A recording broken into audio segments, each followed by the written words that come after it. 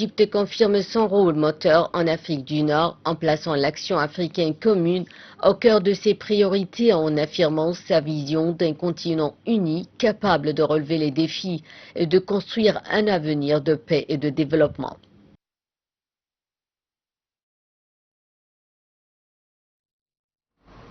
Et de Paris, chers téléspectateurs, on rejoint par téléphone notre invité, un analyste politique, Monsieur Rizk Chahata, analyste politique, bonjour.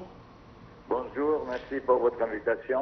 Merci à vous. Alors, premièrement, quand on parle de ces activités égyptiennes au sein du continent africain, alors comment les estimez-vous quand même? Moi, je pense déjà que la 80e Assemblée des Nations Unies cette année, l'Assemblée générale est très importante pour pas mal de sujets et surtout aussi la coopération entre l'Égypte et ses voisins, c'est-à-dire les pays africains. Oui. Donc, c'est une très bonne chose que notre ministre des Affaires étrangères a profité de l'Assemblée générale des Nations Unies pour parler de cela.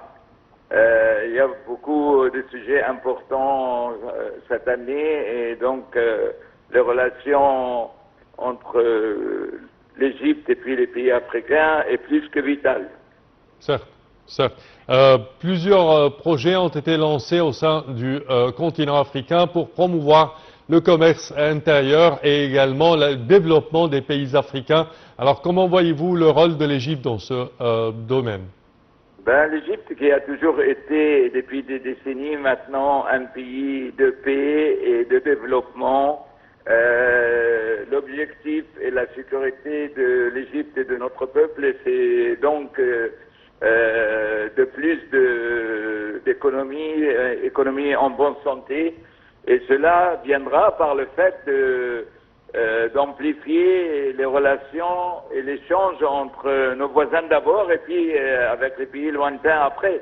Donc, comme j'ai dit, c'est quelque chose vraiment de très important pour l'économie égyptienne et pour l'économie africaine. Donc, c'est une relation gagnant-gagnant. Oui. Qui permet à chacun de trouver son compte. Parfait.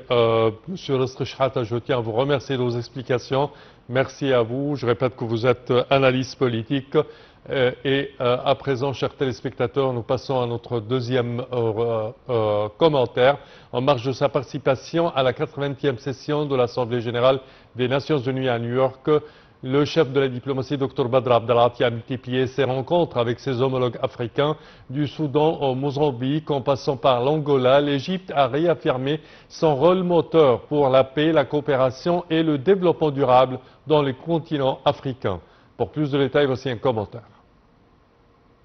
Toujours en marge de la 80e session de l'Assemblée générale des Nations unies à New York, l'Égypte a multiplié les rencontres diplomatiques pour consolider son rôle en Afrique et renforcer ses relations bilatérales.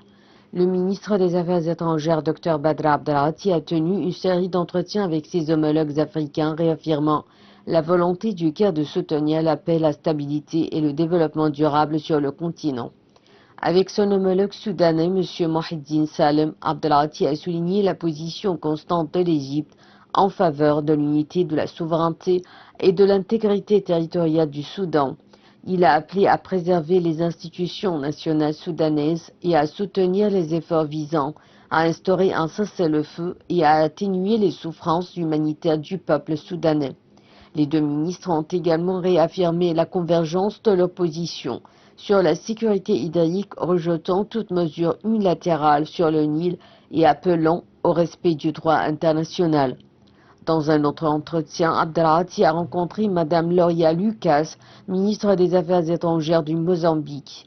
Les discussions ont porté sur le développement des relations bilatérales, notamment dans les secteurs de l'énergie, de la santé, de l'irrigation et des infrastructures. Le ministre a salué la signature d'un accord pour la création d'un centre logistique régional de distribution de médicaments dans les pays de la SADC, un pas important vers une coopération renforcée dans le domaine pharmaceutique. Il a également invité son homologue mozambicain à participer à la 5e édition du Forum d'Assouan pour la paix et le développement durable. Par ailleurs, Abdelati s'est entretenu avec M. Tite Antonio, ministre des Affaires étrangères de l'Angola. Les discussions ont mis l'accent sur la mise en œuvre des résultats de la visite du président angolais João Lourenço au Caire en avril dernier et sur la préparation de la première session de la commission mixte entre les deux pays.